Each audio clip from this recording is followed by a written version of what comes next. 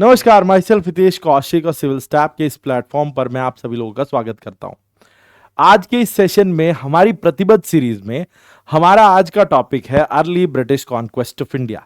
पिछले लेक्चर में भी हमने यही टॉपिक पढ़ा था और आज इसका ये दूसरा पार्ट है जिसमें हम इसको आगे पढ़ेंगे। हमने समझा था कि कैसे ब्रिटिश भारत पहुंचे and how they became superior than other European powers and how they were able to dominate Indian rulers as well. तो ये हमने पिछले लेक्चर में समझा था और आज के इस लेक्चर में हम उनके बंगाल के कॉन्क्वेस्ट पर जाएंगे। ठीक है, तो अर्ली ब्रिटिश कॉन्क्वेस्ट और इसमें बंगाल पर कैसे कब्जा किया उसको हम आज समझेंगे। देखिए, GS1 में हमारा विषय हिस्ट्री, मॉडर्न हिस्ट्री, और उसमें हम आज जो हमारा topic early British conquest of India पढ़ रहे हैं। देखिए, चलिए देखिए, तो मेंस एग्जाम पर्सपेक्टिव से ये आपका आज का लेक्चर है और इसमें हम आगे बढ़ेंगे मेंस पॉइंट ऑफ व्यू से। ठीक है जी, चलिए चलते हैं, आगे बढ़ते हैं। देखिए, कॉन्क्वेस्ट ऑफ बंगाल, बंगाल पर जो फतेह थी अंग्रेजों की, उसके पीछे एक कहानी थी। कहानी के लिए मैंने आपको पिछले लेक्चर में जो चीजें बताई थी एक बार उनको समझ लेते हैं। कि मैंने आपको बताया था कि Bengal was a very important state. Bengal की जो आर्थिक उसके तरक्की थी वो बहुत अच्छी थी। बंगाल में बहुत सारे संसाधन हुआ करते थे। बंगाल में salt Petre, rice, Indigo, textile, ये सब प्रोड्यूस होता था, जिसकी वजह से बंगाल आर्थिक रूप से बहुत सशक्त राज्य था। और बंगाल बाद में जब अंग्रेजों के पास आया, उसने अंग्रेजों की भी आर्थिक स्थिति को अचानक से बहुत ऊपर उठा दिया, जिसने उन्हें बहुत ताकतवर बना डाला। जो शायद उनकी डेस्टिनी में नहीं भी था, वो भी देने लायक उन्हें बना दिया बंगाल के रिसोर्सेज ने। शुरुआत में जैसा मैंने आपको बताया था कि जैसे ही औरंगजेब की डेथ हुई थी साल 1707 में, औरंगजेब मृत्यु हुई, उसके बाद मुगल कमजोर पड़े। जब मुगल कमजोर पड़ रहे थे, ऐसे में उनके अलग अलग नवाब इंडिपेंडेंट होना शुरू हो गए थे। इसे कहते हैं rise of autonomous states in India in 18th century. मुगलों के डिक्लाइन के समय पर बहुत सारी इंडिपेंडेंट ऑटोनॉमस स्टेट्स बनने लगी, जिसमें कई नवाब और निजामों की रियासतें भी थी, जैसे अवध के नवाब, बंगाल के नवाब, हैदराबाद के निजाम। ये सब मुगलों के नवाब निजाम इंडिपेंडेंस डिक्लेयर कर चुके थे। लेकिन इनके अलावा जाट, सिख, मराठा, ये ताकतें भी उभरनी शुरू हो गई थी, जो इंडिपेंडेंट स्टेट्स बनकर उभर रही थी। और लगातार मराठा और मैसूर जैसे राज्य तो लगातार एक्सपेंशन भी कर रहे थे। पर बंगाल की बात करें तो अलीवर्दी खान, ये जो नवाब थे 1741 से 1756 तक, इनका अच्छा खासा जो है वो रसूख था बंगाल में। बंगाल के सूबेदार के पद पे थे और इन्होंने मराठाओं के आक्रमण को भी रोका था। He stopped the invasion of Marathas as well as he checked on British also. अंग्रेजों का जो बढ़ता इन्फ्लुएंस था उसको भी उन्होंने कंट्रोल में रखा था जब तक वो नवाब रहे। अंग्रेजों के साथ साथ बाकी की यूरोपियन पावर्स भी, जैसे डच, फ्रेंच, डेनमार्क इत्यादि, ये सब भी बंगाल में अपनी फैक्ट्रीज एस्टैब्लिश करके बैठे थे। उन सबको भी कंट्रोल में रखा था किसने? अलीवर्दी खान ने। उसके अलावा सिराजुद्दौला की बात मैं करूं तो सिराजुद्दौला बिकेम नवाब इन 1756 और इसी साल ही ये समझ में आ गया कि वो अपने प्रीडिसेसर्स या पुराने नवाबों की तरह चुप बैठने वाले नहीं है, वो एक्शंस लेने में बिलीव करते थे। बट इससे उनके कई दुश्मन भी बन गए थे।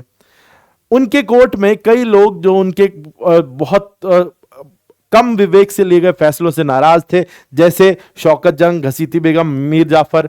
शौकत जंग की तो हत्या ही कर दी थी 20 साल की उम्र के सिराजुद्दौला ने, और घसीती बेगम से उनके जो एसेट्स है वो छीन लिए थे। इससे अलग अलग फैक्शंस उनके खिलाफ हो चले थे बंगाल की जो ये कह लो कोर्ट के अंदर जो मौजूद थे। अब आ जाते हैं हम बैटल ऑफ प्लासी पे। दो युद्ध हम पढ़ेंगे इस लड़ाई के एक्चुअली इस टॉपिक के अंदर, जिसमें फर्स्ट है battle of Plassey and next is battle of Buxar. ये दो लड़ाइयां थी जो निर्णायक साबित हुई अंग्रेजों के लिए। इसके बाद British were able to control the affairs of Bengal और पहली बार कोई टेरिटरी उनके कब्जे में आई तो वो बंगाली थी। मैंने अभी आपको बताया सिराजुद्दौला के बारे में। सिराजुद्दौला 1756 में नवाब बने। अब एक घटना उनसे जुड़ी हुई है जिसे कहते हैं ब्लैक होल ट्रेजेडी। मैं एक बार आपको ब्लैक होल ट्रेजेडी दिखा देता हूं। ये देखिए, ये तस्वीर बहुत कुछ बयान कर देती है। ये तस्वीर है ब्लैक होल ट्रेजेडी की, लेकिन ये इवेंट क्या है? देखिए, बंगाल में अंग्रेजों की प्रेजेंस काफी पुरानी हो चली थी।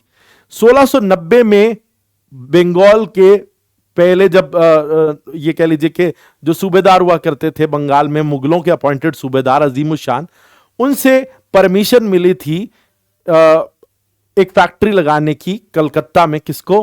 अंग्रेजों को। और उन्हीं से आगे परमिशन मिली थी उस फैक्ट्री पर एक किला बना लेने की, एक फोर्ट बनाने की, जो 1696 में Britishers made a fort in Bengal called Fort Williams. तो कलकत्ता में ये फोर्ट एस्टैब्लिश किया गया, फोर्ट विलियम्स। और ये ईस्टर्न कोस्ट में फिर बाद में जाके ऐसा भी किया अंग्रेजों ने कि डिवीजन कर दिया। ईस्टर्न कोस्ट पे दो हेडक्वार्टर्स एस्टैब्लिश किए अंग्रेजों ने। एक तो सदर्न ईस्टर्न कोस्ट में, वहां पर Madras was made a capital, और north eastern coast of India, वहां पर जो बंगाल में है, बंगाल में Calcutta was made the capital.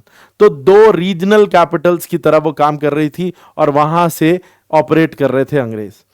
ऐसे में बंगाल में उनके लिए प्रॉब्लम खड़ी होती है जब उनको बहुत सारी प्रॉब्लम्स जो है उनको फेस करनी पड़ती हैं जब उन्हें सिराजुद्दौला, जब उस समय पे नवाब बनते हैं। Sirajuddaulah was very aggressive. Sirajuddaulah ने कंपनी के प्रिविलेजेस को रोकने की कोशिश की या उनको चैलेंज करना शुरू किया। बट कंपनी भी कम नहीं थी, ब्रिटिश ईस्ट इंडिया कंपनी किसी भी तरीके से कम नहीं थी। उन्होंने अपने फोर्ट को ऊंचा बनाते रहे लगातार, और जिससे सिराजुद्दौला ऑफेंड हो गया। बहुत सारी चीजों को लेकर उनके बीच में डिस्प्यूट थे, लेकिन सबसे बड़ा डिस्प्यूट यही था कि British were continuously increasing the size of their fort, और इसकी वजह से खतरा लग रहा था सिराजुद्दौला को, और सिराजुद्दौला ने इसको बनाने से मना भी किया। लेकिन ब्रिटिश ने यह बात नहीं मानी और ब्रिटिश ने लगातार इस किले की ऊंचाई को बढ़ाना शुरू किया। Finally this event happened which is known as Black Hole tragedy. Black Hole tragedy घटना कुछ ऐसे है कि ब्लैक होल ट्रेजेडी, सिराजुद्दौला गुस्साए गए जब कई और कारणों से, और आखिर में जो ये किले को बहुत ऊंचा बनाए जाने से, उन्होंने वार्निंग दी अंग्रेजों को। फोर्ट विलियम्स में वार्निंग भेजी गई, लेकिन उस वार्निंग को लगातार इग्नोर किया ब्रिटिश ईस्ट इंडिया कंपनी के ऑफिशियल्स ने। Finally Sirajuddaulah attacked the Fort Williams, और वहीं पर घटी यह घटना। The event is known as the Black Hole tragedy. अब यहां पे क्या हुआ? Nawab's forces defeated British forces जो बाहर किले की सुरक्षा कर रही थी, and then they entered the Fort Williams. जब उन्होंने अंदर एंटर किया तो वहां पर जो ऑफिसर्स थे, वहां पर British officers, they were taken captives. उनको उठा करके काल कोठरी में डाल दिया गया। एक नीचे अनाज स्टोर करने वाला जगह थी ब्रिटिशर्स के द्वारा बनाई गई फोर्ट विलियम्स में, वहां पर ये ऑफिसर्स को भर दिया गया रात को, क्योंकि वहां पर कोई जेल नहीं थी, तो इसके अंदर ही सबको जो है वो ठूस दिया गया। रात भर इनको जब उस डंजन के अंदर रखा गया, अगले दिन द डंजन वॉज ओपन्ड, और उस समय पर देखा गया कि 146 ऑफिसर्स, 146 ऑफिसर्स उसके अंदर डाले गए थे। जब बाहर निकाला गया सबको अगले दिन, तो उसमें से सिर्फ 23 ही जिंदा बाहर निकले। 123 पीपल वर फाउंड डेड, और ये एक बहुत बड़ी घटना थी। अब ये जो घटना थी, शायद यहां से British decided that they would fight a war against Sirajuddaulah, तो यहां से वो फैसला पक्का हो गया था। ये इवेंट जो है उसकी जो डेट है दैट इज 20 जून 1756, और प्लेस है fort Williams Calcutta. 23 prisoners were reportedly survived and other 123 were dead।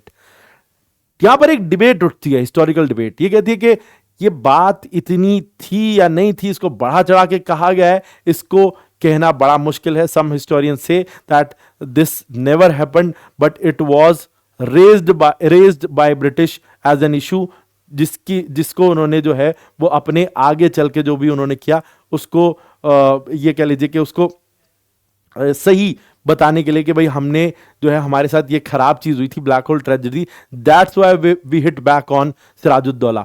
तो ये करने के लिए उन्होंने ये एक शायद इवेंट क्रिएट किया, तो लेकिन हिस्टोरिकल डिबेट है, but it is considered a true event also by some sources. तो इसकी वजह से ब्रिटिश जो है वो युद्ध के लिए तैयार हुए, और and the leader who was chosen for the battle was Robert Clive. Robert Clive was given the responsibility to capture और डिफीट सिराजुद्दौला। ठीक है, तो then happened battle of Plassey. ठीक है, अब बैटल ऑफ प्लासी की बात कर लेते हैं। प्लासी के युद्ध में क्या हुआ? ब्रिटिश कमांडर रॉबर्ट क्लाइव, उन्होंने अलायंस बनाया मीर जाफर के साथ। एक्चुअली ये बोलते हैं कि इसके अंदर रॉबर्ट क्लाइव जो है वो कई लोगों से मिलते हैं और एक साजिशों का जाल बुना जाता है। इसके अंदर सबसे पहले ही मेट जगत सेठ। जगत सेठ जिनके रिलेशंस नवाब के साथ अच्छे नहीं थे। नवाब ने, ये भी बोला जाता है कुछ स्टोरीज में कि नवाब ने थप्पड़ मार दिया था जगत सेठ को। जगत सेठ से जब पहले लोन मांगा था तो जगत सेठ उस समय लोन देने की सिचुएशन में नहीं थे, लेकिन नवाब उस बात से गुस्सा हो गए और यंग नवाब ने जो है वो थप्पड़ रसीद दिया था किसको? तब जगत सेठ को। बट जगत सेठ, ये आप कुछ ऐसे ही कह सकते हैं जैसे आज किसी स्टेट के चीफ मिनिस्टर को कोई स्टेट का चीफ मिनिस्टर अंबानी को थप्पड़ मार दे, तो कुछ ऐसा ही था। लेकिन जगत सेठ के लिए बड़ा डेरोगेटरी था कि एक यंग नवाब उन पर हाथ उठा रहा था। वो उस समय के सबसे अमीर व्यक्तियों में से एक थे। ठीक है, तो जगत सेठ की ईगो हर्ट हुई थी। जैसे ही जो इवेंट हुआ आपका ब्लैक होल ट्रेजेडी, उसके बाद ब्रिटिश सरकार की तरफ से रॉबर्ट क्लाइव को यह कहा गया कि बाय हुक और by crook we have to take down Sirajuddaulah, क्योंकि वो हमारे लिए प्रॉब्लम्स भी क्रिएट कर रहा है और उसको हमें किसी ना किसी तरीके से रास्ते से हटाना ही होगा। That's why all these things were created. अब हुआ क्या कि जगत सेठ से मिले उस समय पर Robert Clive. He convinced him that कि मुझे आप मीर जाफर और घसीती बेगम जैसे लोगों से मिलवाओ। जगत सेठ ने फिर उन लोगों से उनकी मीटिंग कराई।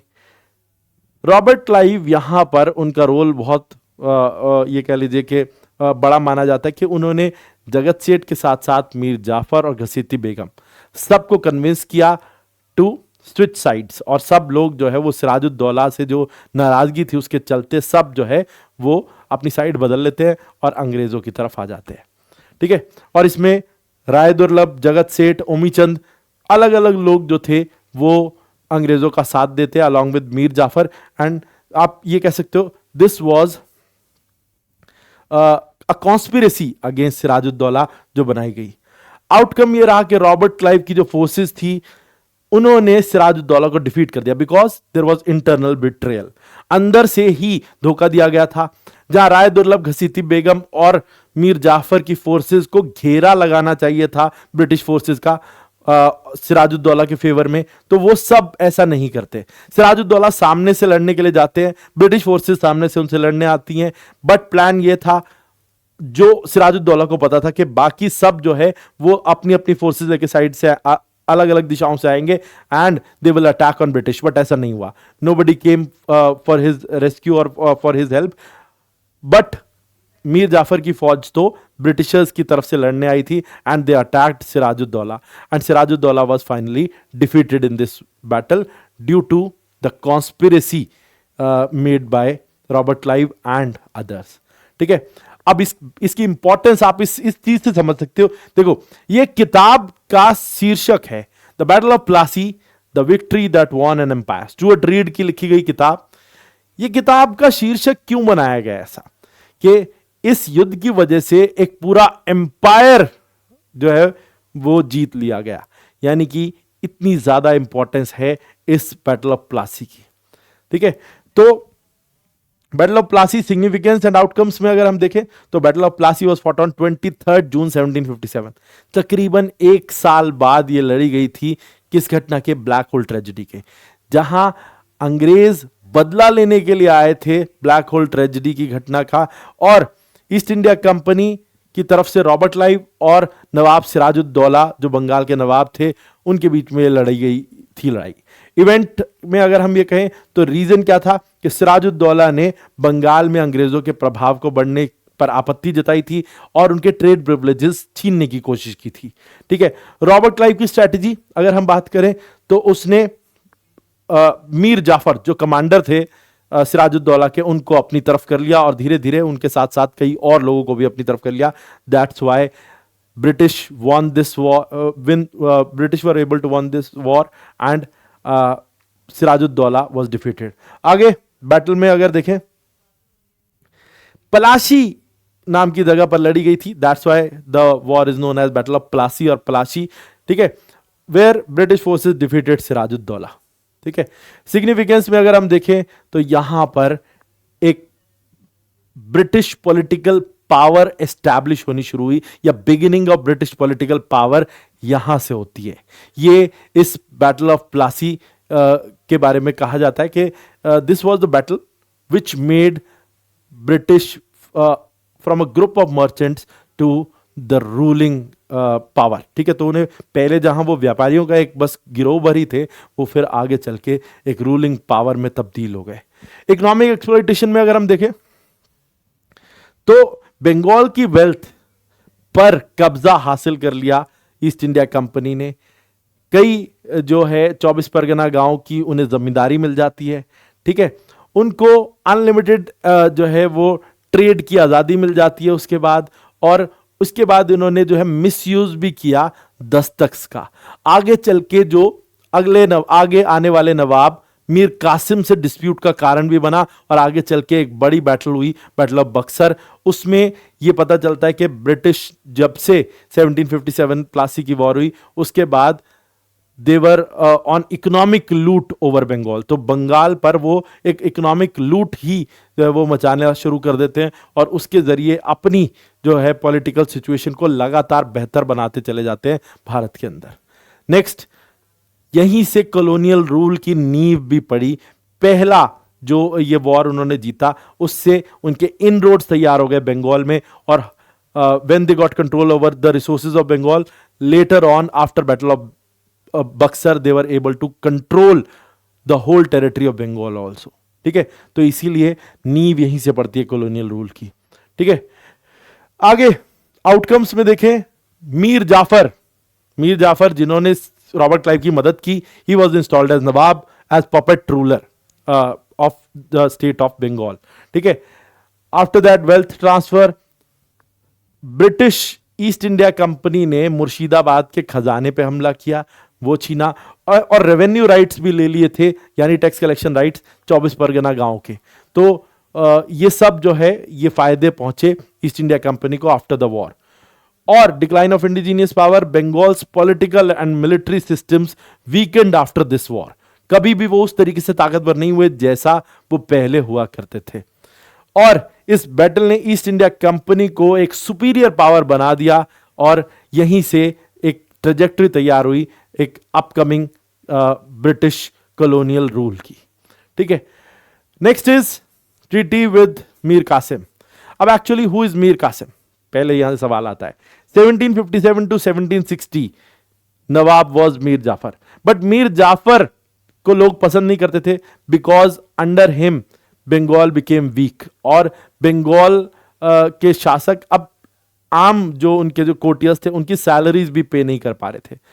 That's why in Bengal's court a wave rises, और एक वेव उभरी, और उसमें यह हुआ कि मीर कासिम का नाम उभरने लगा as the potential next nawab of Bengal. ठीक है, तो मीर कासिम का नाम नवाब के तौर पे उभरना शुरू हुआ। उसके पीछे रीजन ये था कि मीर कासिम ने पूरे स्टेट में इस तरीके का जो है वो फैलाया था इस बात को कि Mir Jafar is responsible for every loss of Bengal, तो वो उनके लिए रिस्पॉन्सिबल है। खुद Mir Qasim was son in law of Mir Jafar, but he was making a conspiracy against Mir Jafar. जो मीर जाफर ने खुद किया था सिराजुद्दौला के खिलाफ, Mir Qasim was doing it against him. Then what happened कि ये मीर कासिम समहाउ ब्रिटिशर्स को भी कन्विंस कर लेते हैं to support him for next nawab, और britishers also supported his case, और then he became nawab in 1760।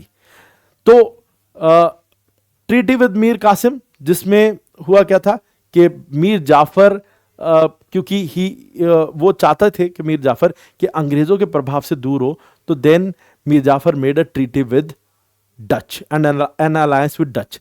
तो जिससे क्या हुआ कि ब्रिटिश गॉट इन्फ्यूरिएटेड, तो उन्होंने समझ लिया कि अब तो मीर जाफर को हटाना ही होगा। That's why they chosen Mir Qasim to replace him, and then Mir Qasim became next nawab of Bengal. अब उन्हें बुर्दवान, मिदनापुर, चिटगोंग ये जो टेरिटरीज थी आगे चल के उन्होंने अंग्रेजों को दे दी फॉर ट्रेडिंग पर्पस। ठीक है, तो मीर कासिम ने अंग्रेजों के फेवर के बदले में बहुत सारे जो रीजन्स थी या टेरिटरीज थे उन्हें दे दिए, जैसे बुर्दवान, मिदनापुर और चिटगोंग। इससे क्या हुआ कि ब्रिटिश ट्रेड और ज्यादा स्ट्रांग हो गया ये सब टेरिटरीज उनके पास आ जाने से। देन मीर कासिम उसने कुछ और चीजें की। मीर कासिम ने जल्दी ही जो है वो अपने रुख में बदलाव किया। Earlier he was getting support from British to gain control और become nawab of Bengal, but later on उसने अपना रुख बदल लिया। मीर कासिम ने पहले तो अपनी कैपिटल चेंज की, मुर्शिदाबाद से he shifted the capital to Munger in Bihar, modern day Bihar में तब बंगाल के अंडर ही आता था, वहां पर उसने अपनी कैपिटल शिफ्ट कर ली। ठीक है, ही रीस्ट्रक्चर्ड ब्यूरोक्रेसी, ब्यूरोक्रेसी में भी उसने बदलाव किए, आर्मी में भी बदलाव किए, उसमें बड़े सारे बेहतर बदलाव किए। आगे चल के उसने ब्रिटिश ट्रेड प्रिविलेजेस को भी जो है वो उसके भी खिलाफ वो जाने लगा और इसकी वजह से हुए कन्फ्लिक्ट्स। और ये ऐसे था जैसे British east India company saw it as a treachery against him, मतलब उन्हें लगा कि भाई ये हमारे खिलाफ जो है ये एक धोखा है जो मीर कासिम कर रहा है, हमने उनको नवाब बनाया but he is not acting in our favour. तो इसी वजह से मीर कासिम जो है वो उसके खिलाफ हो जाती है East India Company. Mir Qasim और ईस्ट इंडिया कंपनी के बीच में कुछ छोटी छोटी बैटल्स भी होती हैं। इन all those battles Mir Qasim was defeated. When Mir Qasim was defeated, he was forced to move outside Bengal to seek help. जब वो हार गया तो उसे मजबूरन बाहर जाना पड़ा बंगाल के, और बाहर से मदद लाने की उसने कोशिश करनी शुरू कर दी। Then he moved towards Awadh. Awadh में जहां नवाब थे शुजाउद्दौला। मैं यहां पे आपको एक मैप के जरिए इस बात को समझाने की कोशिश करता हूं। ठीक है,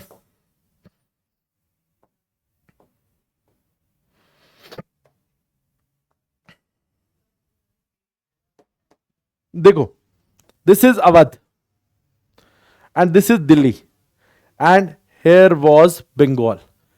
एक्चुअली दिल्ली में बैठे मुगल बादशाह वो बहुत कमजोर पड़ गए थे। दिल्ली में बैठे मुगल बादशाह कमजोर कैसे पड़े कि because when Ahmad Shah Abdali attacked the areas around Delhi in 1761, जो थर्ड बैटल ऑफ पानीपत हुई थी जिसमें मराठाओं ने अहमद शाह अब्दाली को रोकने की कोशिश की थी, उसका रीजन ये था कि Marathas were defending territories of north India, but वो नहीं कर पाए and Ahmad Shah Abdali forces plundered Delhi, Delhi पर बहुत तबाही मचाई। तब दिल्ली में बैठे मुगल बादशाह had to move towards Awadh for help. Awadh में उनके नवाब बैठे थे Shujauddaula, was a very strong nawab Shujauddaula. ठीक है, तो दिल्ली के जो उस समय पे आप कह सकते हैं कि उस समय जो मुगल बादशाह थे, मैं एक बार फिर से यहां मार्क कर देता हूं, वो थे शाह आलम II।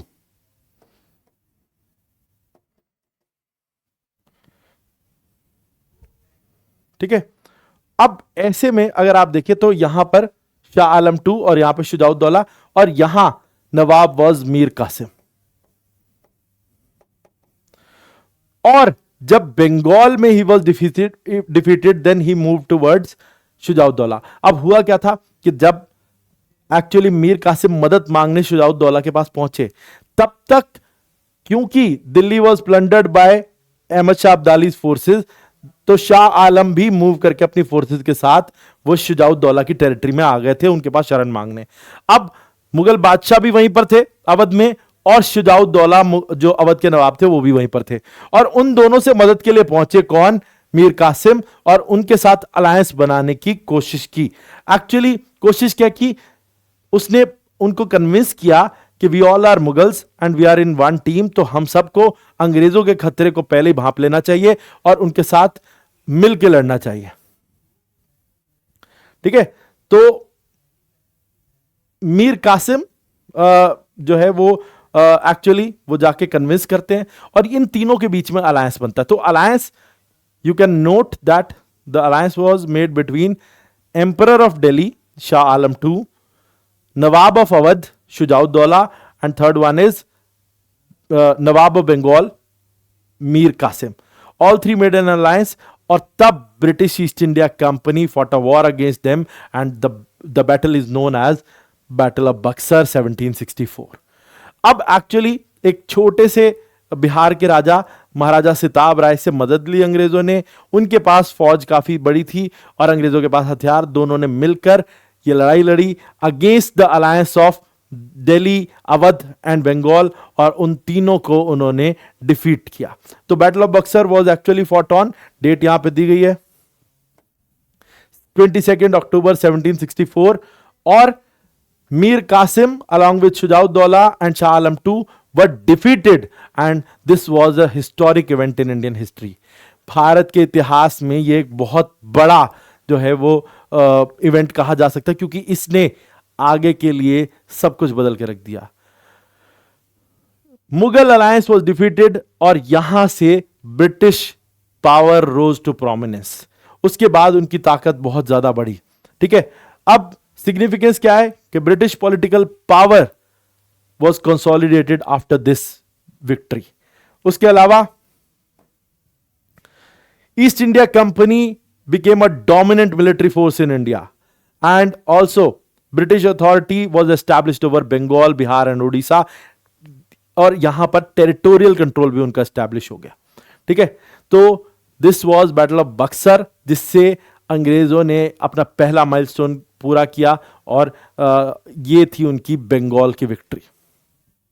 ठीक है, तो बैटल ऑफ बक्सर आउटकम ये था कि हेक्टर मुनरो की फोर्सेस ने decisively, Hector Munro British general थे जिनकी फोर्सेस ने डिसाइसिवली मुगल अलायंस को डिफीट किया। उसके अलावा after the battle of Buxar treaty of Allahabad was done with Shujauddaula and Mughal emperor Shah Alam II। तो उन दोनों के साथ एक ट्रीटी की गई जिसे ट्रीटी ऑफ अलाहाबाद कहते हैं, और इसके जरिए ब्रिटिश को दीवानी राइट्स यानी tax collection rights of Bengal, Bihar and Orissa. Shujauddaula was made और was retained as Nawab of Awadh, और उसको एक बफर स्टेट के रूप में स्टैब्लिश कर दिया गया। क्योंकि बफर स्टेट किसके लिए? British were threatened of Marathas, जो उस समय की सबसे बड़ी ताकत थे, तो इसीलिए वो चाहते थे कि Awadh should act as a buffer between them, और the Awadh state should become a friendly alliance with British whenever they fought a war against they will be going to fight a war against Marathas, then they wanted that Awadh should act in favor of Britishers and fight a war against Marathas। तो वो ये चाहते थे। Economic control अगर हम देखें, economic control, Bengal के revenues earlier were going towards East India Company, but now they had full control over the resources of Bengal. Now they had full control over trade, they had full control over revenue, now they had full control over nizamat functions or law enforcement also. That's why they became dominant through Bengal for upcoming years. ठीक है, अब regional powers आप ये कहें कि nawabs and Mughal emperors became weak after this and they were never able to rise again। तो उसके बाद दोबारा से कभी नहीं उभरे। ठीक है, एडमिनिस्ट्रेटिव रिफॉर्म्स में देखें तो British strengthened the foundation of colonial rule in India through this event या आफ्टर दिस इवेंट, और ये उनके लिए एक बहुत ही बड़ा माइलस्टोन साबित हुआ, और this was the event which paved the way for British hegemony in India. ठीक है, तो ये वो इवेंट कहा जा सकता है। बट अभी मैंने बात की थी treaty of Allahabad. Actually there were two treaties of Allahabad after the battle of Buxar. 1764 की बैटल ऑफ बक्सर के बाद दो ट्रीटीज हुई। First Treaty of Allahabad 1764, 1765 and Second Treaty of Allahabad 1765. First treaty was made with Nawab of Awadh Shujauddaula. Nawab को मजबूर किया गया कि वो एक वॉर इंडेमनिटी पे करे 50 लाख रुपीस की.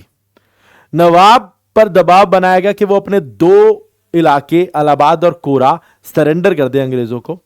अंग्रेजों ने वो दोनों जो रीजन्स हैं वो एक तरीके से रहने के लिए दे दिए शाह आलम टू को कि आप you don't go back to Delhi but you stay in this place, we will take care of the affairs of Delhi.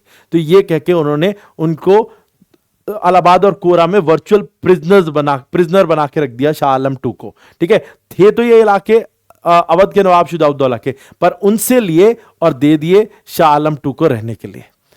नवाब को जो है वो सब्सिडरी अलायंस एक्सेप्ट करना पड़ा और यहीं से जो है वो सब्सिडरी अलायंस के जरिए Awadh became a buffer state between British and Marathas, जिसमें British wanted that whenever they will be going for a fight against Marathas, then Awadh should act as a buffer state between Marathas and British, and they should always act in favor of British and act against Marathas. तो वो ये चाहते थे.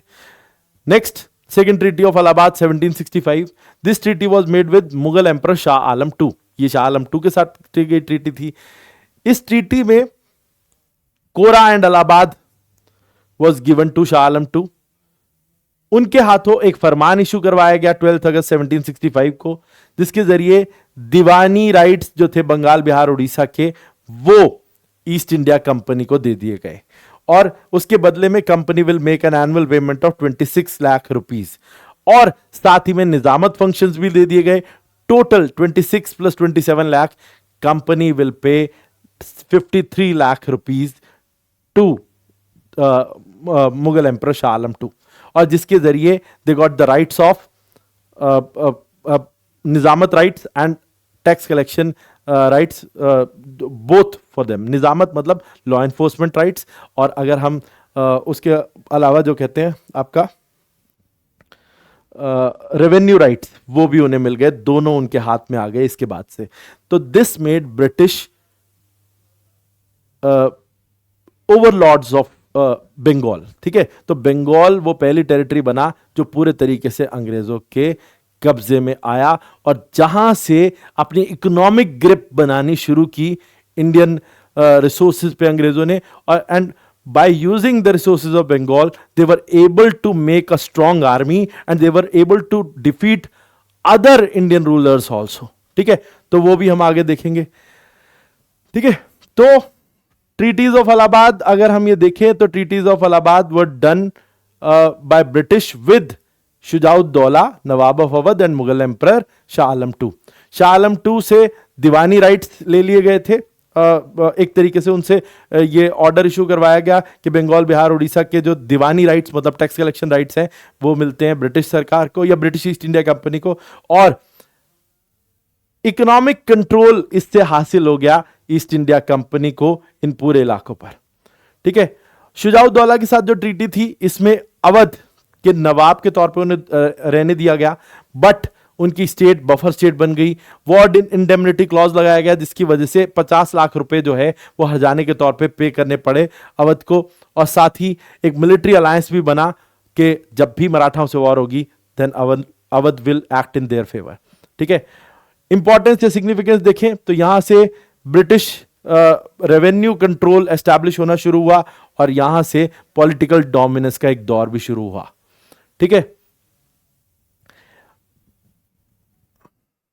Next is Robert Clive. अब Robert Clive की बात करते हैं.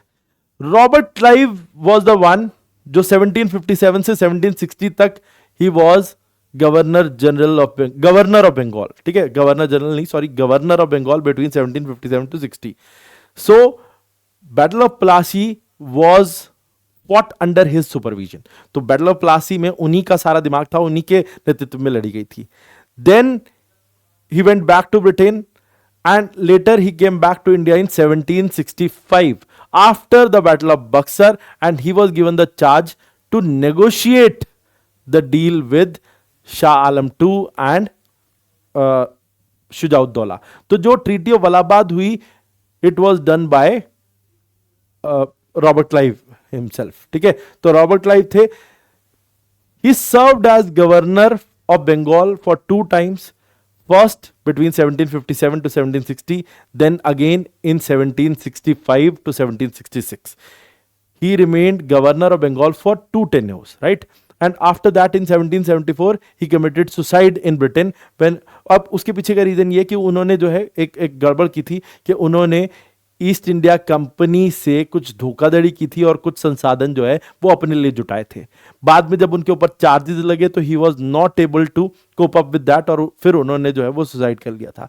तो बैकग्राउंड जब शुरू हुआ था तो रॉबर्ट क्लाइव का career, then he was a clerk, later on he joined army. ठीक है, और he remained governor of Bengal for 2 tenures, first 1757 to 60, then 1765 to 1767. और under him in 1765 dual form of government was established. अभी आगे पढ़ेंगे हम क्या कि डुअल फॉर्म ऑफ गवर्नमेंट भी स्थापित की थी रॉबर्ट क्लाइव ने। He annex the territories of Midnapur, Burdwan and Chittagong, ये उन्होंने पूरे तरीके से कब्जाए भी थे। और रॉबर्ट क्लाइव, जैसा मैंने आपको बताया कि इन्होंने एक चीज और की थी कि ट्रेड पॉलिसीज बहुत अच्छे से डिक्टेट की थी। इन्होंने बंगाल के लिए इस तरीके का जो है कुछ राइट सिक्योर किया था कि British had to pay only 2% tax on salt, rest they were not liable to pay any sort of taxes for their trade. तो ये ट्रेड जो है वो पॉलिसीज सिक्योर करने में सफल रहे थे Robert Clive. Next, Mir Jafar की डेथ के बाद he let Najmuddaula became Nawab, but उन्हें पता था कि उसके बाद से Nawabs of Bengal will act as puppet in his hand, और ये वो करने में सफल रहे थे। ठीक है, ही डाइड इन 1774, और ये समझा जाता है कि ही रिपोर्टेडली किल्ड हिमसेल्फ, तो मतलब he made suicide, then he was dead. तो उसके पीछे रीजन यही बोला जाता है कि उनके ऊपर चार्जेस लगे थे जो उनको वो झेल नहीं पाए, उनके ऊपर जैसे इल्जाम लगे वो उनको झेल नहीं पाए, और then he committed suicide in London. ठीक है, next is dual form of government. Dual form of government was established in Bengal in 1765 and it remained in power from 1765 to 1772. 1765 से 72 तक चली दोहरी सरकार, dual form of government. अब इसमें क्या होता है, ईस्ट इंडिया कंपनी की बात करें, it became de facto power और de facto rulers of Bengal. ठीक है, और but they made their administrative rule through some Indian subordinates. कौन कौन थे? They got the rights of Diwani, revenue collection, Nizamat, law enforcement, both the rights they got. But उन्होंने किया क्या कि company appointed 2 deputy Diwans, Mohammad Reza Khan for Bengal and Maharaja Sitab Rai for Bengal और बिहार। तो these were the 2 people who were doing all the stuff, tax collection and all, and they were taking their own share out of it and paying the rest amount to east India company. तो वो कर क्या रहे थे, अपना share निकाल रहे थे, और उसके अलावा बाकी का जो टैक्स है जो भी वो कलेक्ट करते थे वो ईस्ट इंडिया कंपनी को पे करते थे। तो ये था किसके बारे में, ये बंगाल के बारे में। तो बंगाल में dual form of government establish किया, बट इसके पीछे रीजन ये था कि company never wanted to establish themselves as the ruling authority, but they ruled through Maharaja Sitab Rai and Muhammad Reza Khan for a brief period between 1765 to 1772. ठीक है, consequences of dual system of government. Dual system of government होने की वजह से nobody was made responsible for the amount which was collected as taxes. So everybody blamed each other. And there was a fuss created in Bengal's administration. That's why dual form of government was abolished by Warren Hastings later on in 1772. Right? क्योंकि east India Company के अधिकारियों ने corruption किया, उन्होंने सिर्फ blame game खेला, सब ने दूसरे पर इल्ज़ाम लगाया। इल्ज़ाम इंडियन सबॉर्डिनेट जो टैक्स कलेक्टर्स थे उन पे भी लगा, मोहम्मद रजा खान और महाराजा सिताब राय पे। और इसमें हुआ क्या कि ईस्ट इंडिया की कंपनी के officers became rich, but east India company जो है उसके रिसोर्सेज पूरे डिप्लीट हो गए और east India company was forced to go to British parliament and seek for a loan. तो उनको ये करना पड़ा कि उन्हें लोन लेना पड़ गया ईस्ट इंडिया कंपनी को ब्रिटिश पार्लियामेंट से। ठीक है, अब significance, battle of Buxar was crucial for British control in Bengal and advance their relations with Awadh. But अगर हम आगे देखें, एक बड़ा इवेंट आता है which is third battle of Panipat 1761। Third battle of Panipat was fought between Marathas and Ahmad Shah Abdali. ये दोनों बंगाल की बैटल्स के बीच का इवेंट है। Battle of Plassey was fought in 1757 and Battle of Buxar was fought in 1764 and this was an event in between them, 1761 third Battle of Panipat। अब इसकी कुछ हम सिग्निफिकेंसेस और आउटकम्स देख लेते हैं। देखो, पहली चीज सिग्निफिकेंस में देखें तो अगर आउटकम्स और सिग्निफिकेंसेस में कि it weakened Maratha empire. Maratha जिन्होंने पूरे हिंदुस्तान की सुरक्षा के लिए जो है वो इस वॉर को लड़ रहे थे, they were defeated by Afghan invader Ahmad Shah Abdali. But what it did, Abdali was not able to control many parts of India, but it weakened Maratha control from North India and Central India. So Maratha Empire got weakened after this, and they become militarily weak. Their political dominance was destroyed, and after that they were not able to become that dominant ever after. तो ये उनके लिए एक बड़ा blow था। But it created a power vacuum in North India because Mughals also crippled at this time. Mughals were not able to control major regions of North India, and Marathas were also struggling, and this created a power vacuum. और ये power vacuum किसके लिए फायदेमंद साबित हुआ? This was beneficial for British, जिन्होंने इसका फायदा उठाया और इस पावर वैक्यूम को फिल किया ब्रिटिश ईस्ट इंडिया कंपनी ने। Next, economic and social devastation.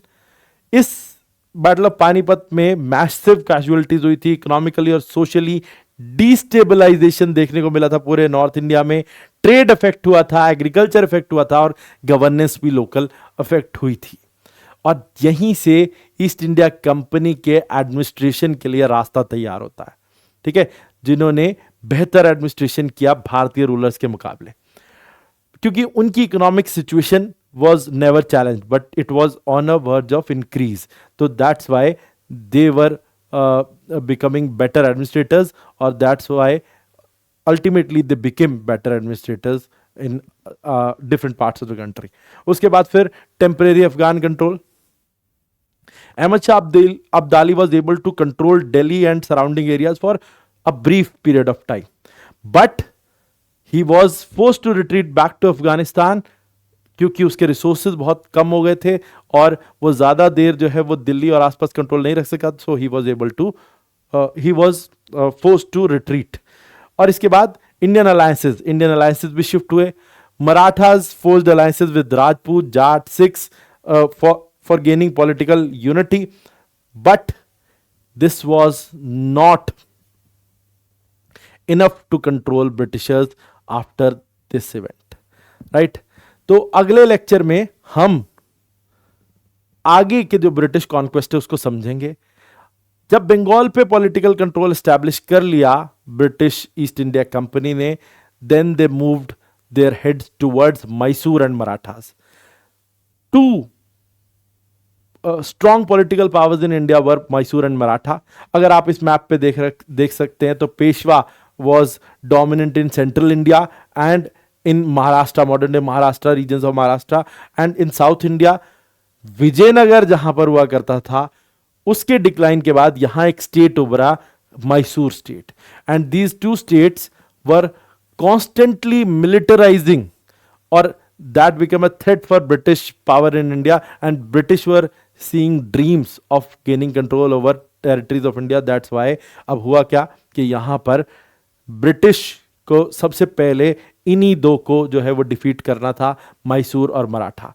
तो नेक्स्ट क्लास में हम ये देखेंगे कि how British were able to gain control of Mysore territories and how they were able to defeat Mysore and then this they turn their head towards Marathas, because एक policy भी थी उनकी कि one at a time policy, कि एक बार में एक से ही युद्ध लड़ने की उनकी जो नीति थी। इसके चलते they became very successful and they were able to control many parts of India, right. तो आज के लिए इतना ही, फिर मिलेंगे आपसे नेक्स्ट क्लास में। जय भारत, जय हिंद।